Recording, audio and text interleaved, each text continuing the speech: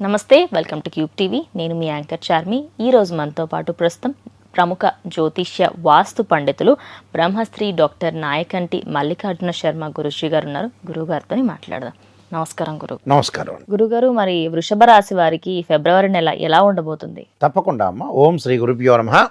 ఫిబ్రవరి మాసంలో వృషభ రాశి వాళ్ళకి గ్రహగమన గతులు గ్రహ సంచార వీక్షణాన్ని మనం పరిశీలన చేసినట్లయితే, ముఖ్యంగా మనకి గ్రహ సంచార వీక్షణాన్ని ముందుగా మనం పరిశీలన చేస్తే, మేషరాశిలో అంటే ఏదైతే గురువు యొక్క సంచారం, వృషభ రాశి వాళ్ళకి వ్యయ స్థానంలో గురువు యొక్క సంచారం, పంచమ స్థానంలో కేతు యొక్క సంచారం, అలానే అష్టమ నవమాల్లో శుక్రుడు యొక్క సంచారం, అలానే నవమ స్థానం రవి బుధులు, అలానే ఫిబ్రవరి మాసంలో ద్వితీయార్థంలో మళ్ళీ దశమ స్థానంలోకి వెళ్ళిపోవటం రవి బుధులు, అలానే రవి బుధ శనులు కూడా కలిసి ఉండటం దశమంలో, అలానే ఏకాదశ స్థానంలో రాహు యొక్క సంచారం, వ్యయ స్థానంలో గురువు యొక్క సంచారం వల్ల మనం ఏ విధంగా ఉందో ఒకసారి మనం పరిశీలన చేస్తే, ముందు ముఖ్యంగా గ్రహగమన గతులు గ్రహ సంచార వీక్షణాన్ని మనం పరిశీలన చేసినట్లయితే, వీళ్ళకి వ్యయ స్థానంలో గురువు యొక్క సంచారం వల్ల, అలానే 5వ స్థానంలో కేతు యొక్క సంచారం, అలానే శుక్రగ్రహం యొక్క ఫలితం వల్ల చాలా అనుకూలమైన ఫలితాలు ఎక్కువగా వస్తాయి.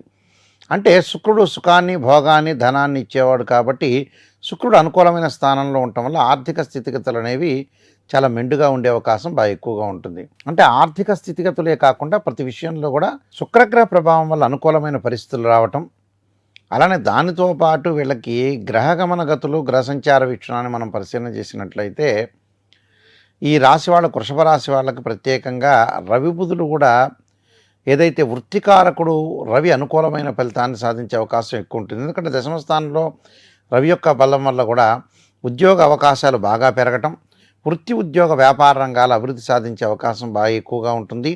చాలా అనుకూలమైన ఫలితాలు జరగడానికి ఆస్కారం అనేది బాగా ఎక్కువగా ఉంటుంది. అయితే ఇక్కడ వీళ్ళకి వచ్చేటప్పుడు అష్టమ స్థానంలో కుజుడి యొక్క సంచారం వల్ల కొంత అనారోగ్య పరిస్థితులు దెబ్బతీసే అవకాశం ఉంటుంది. అంటే ఆరోగ్యపరంగా జాగ్రత్త ఉండాలని అర్థం. అలానే ఆరోగ్యపరంగా దాంతోపాటు అనేక సమస్యలు కూడా కొంత కోర్టు సమస్యలతో పాటు కొన్నిగా సమస్యలు వచ్చే అవకాశం ఎక్కువగా ఉంటుంది. అంటే ఆరోగ్య సమస్యలతో పాటు సమస్యలు కూడా కొంత వెంటాడే అవకాశాలు బాగా ఎక్కువగా ఉంటాయి. వృత్తి అనుకూల సమయంలో కూడా కొంత వ్యాపారంలో హెచ్చుతగ్గులు ఉండే అవకాశం బాగా ఎక్కువగా ఉంటుంది. అంటే వ్యాపార పరంగా కూడా కొన్ని ఆలోచన సరళిలో కొన్ని మార్పులు జరిగే అవకాశాలు ఎక్కువగా ఉంటాయి. కాబట్టి ప్రతి పనిలో కూడా కొంత ఆలోచన చేసి ఆచితూచి అడుగు వేయటం అనేది చాలా మంచిది. ఆచితూచి అడుగు వేయలేదనుకోండి, కొన్ని ప్రాబ్లమ్స్ అనవసరంగా వచ్చే అవకాశాలు ఎక్కువగా ఉంటాయి. అంటే అనవసరంగా రిస్క్ పొందే అవకాశం అనేది ఉంటుంది. కాబట్టి ప్రతి పనిలో కూడా మనం చాలా జాగ్రత్తగా ఆలోచన చేసి విజయం సాధించే అవకాశానికి ఎక్కువగా మనం ప్రయారిటీ అనేది ఇవ్వాలి. దానితో పాటు ఈ వృషభ రాశి వాళ్ళకు వచ్చేటప్పటికల్లా 10వ స్థానంలో ఇక్కడ ఏదైతే రవి బుధ శని అంటే కుంభరాశిలో ఉంటాడు, 10వ స్థానంలో శని ఉండటం వల్ల దాన్ని కంటక శని పొంగు శని అంటారు. అంటే ఆరోగ్యపరంగా మనం జాగ్రత్త ఉండాలని అర్థం. వృత్తిపరంగా బుధుడు రవి యొక్క కలయిక వల్ల కూడా వృత్తిపరంగా కానీ వ్యాపారపరంగా కానీ వ్యాపార భాగస్వామ్య విషయంలో కూడా చాలా అనుకూలమైన ఫలితాలు ఎక్కువగా ఉంటాయి. అలానే శని తన సొంత రాశిలో 10వ ఇంట్లో ఉండటం వల్ల కూడా చాలా కష్టపడి పనిచేస్తారు. అదే కష్టపడి పనిచేసి మరింత కష్టపడాల్సిన అవసరం కూడా ఉంటుంది. అంటే కష్టపడిన దానికి ఫలితం దక్కే అవకాశం ఉంటుంది. చాలా సమయాభావం అనేది చాలా తక్కువగా ఉండటం వల్ల కూడా కొన్ని ప్రతిఫలాలు అందుకోవటం అనేది చాలా ఎక్కువగా ఉంటుంది. అంటే కష్టానికి తగ్గట్టుగా ప్రతిఫలం అందుకునే అవకాశం అనేది ఒకటి ఉంటుంది. అది ఎప్పుడు ఉంటుంది? ఫిబ్రవరిలో మధ్యలో ఉంటుంది. దానితో పాటు ఈ శుక్రుడు కూడా 8వ ఇంట్లో ఉండటం ఒకటి. అంటే వృషభ రాశి వాళ్ళకి 8వ ఇంట్లో ఉంటాడు, అలానే 8th హౌస్లో ఉంటాడు, 9th హౌస్లోకి కూడా వస్తాడు మళ్ళీ ఫిబ్రవరిలో.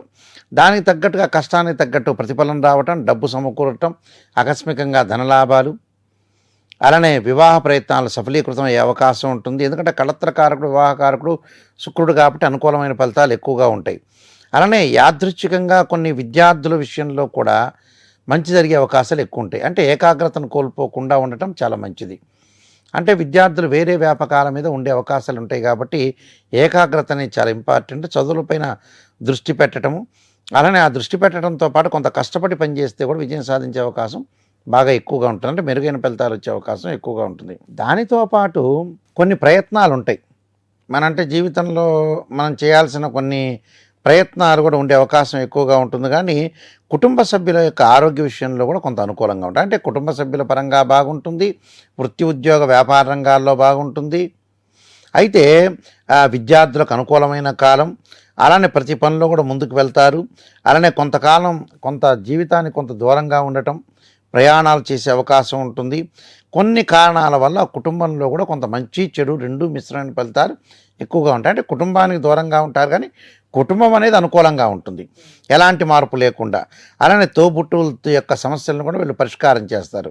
అంటే అన్నదమ్ముల విషయంలో కానీ అక్క చెల్లెల విషయంలో కానీ పరిష్కారం చేయటం, అలానే అభివృద్ధి సాధించే అవకాశం ఎక్కువగా ఉంటుంది. ఆదాయాలు బాగా పెరిగే అవకాశాలు ఎక్కువగా ఉంటాయి. ఇలానే కుజుడి యొక్క ప్రభావం వల్ల కూడా అతిగా ఎక్కువగా పెట్టుబడులు పెట్టకూడదు.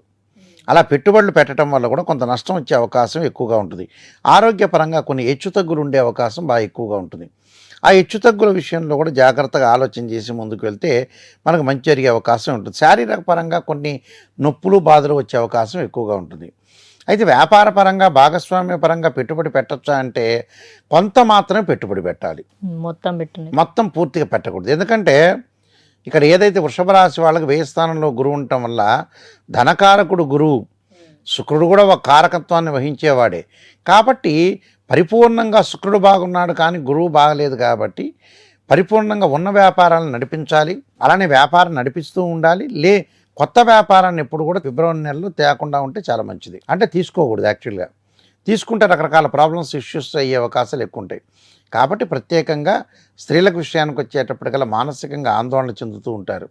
నేను ఏదో సాధించలేకపోతే నాకు ఇబ్బందికరమైన వాతావరణం వస్తుందని కొంత ఆలోచన సరళి మార్పు జరుగుతుంటుంది. ఆ ఆలోచన సరళిలో కొంత మార్పు జరిగి వాళ్ళు ప్రతి పనిలో కూడా అనవసరంగా డిస్టర్బ్ అవుతుంటారు.